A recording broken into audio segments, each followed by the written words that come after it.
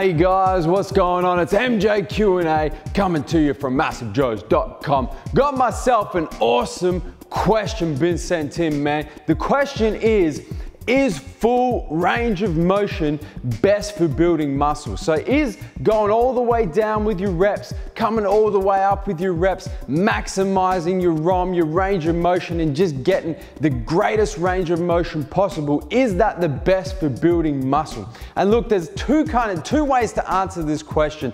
The first way to answer it is yes, absolutely, you should always be trying to move whatever muscle you're training through the greatest range of motion, because generally speaking, the greater the range of motion, the more muscle growth you're going to stimulate, the more muscle tissue you're going to break down that is then going to re-heal and repair and become bigger and stronger. So generally speaking, yes, using full range of motion is best for building muscle. However, there are certain exercises that may or may not involve full range of motion for that particular muscle group that you're trying to train. Let me give you guys a few examples. Let's say, for example, you're training back and you're trying to get maximum back development, and as part of your back workout, you're doing, say, full range of motion deadlifts. So deadlifts right from the top, right down to the floor and right back up. That particular movement, the full range of motion is not actually going to be best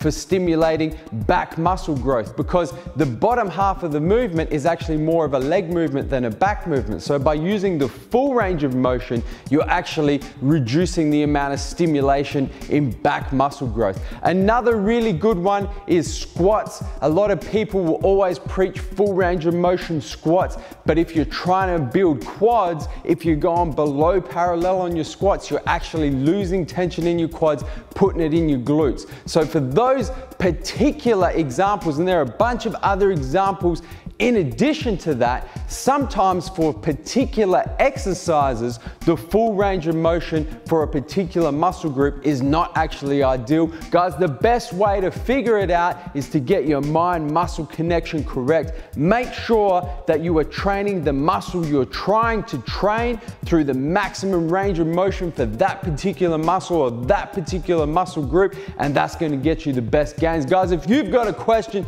you want me to answer in the very next edition of MJQA, man, you can drop it as a comment to this video on YouTube, man, hashtag MJQA, and then ask your question, and we'll get around to answering that question in the very next edition of MJQA. And guys, that is MJQA, and I'm coming to you from MassiveJoes.com.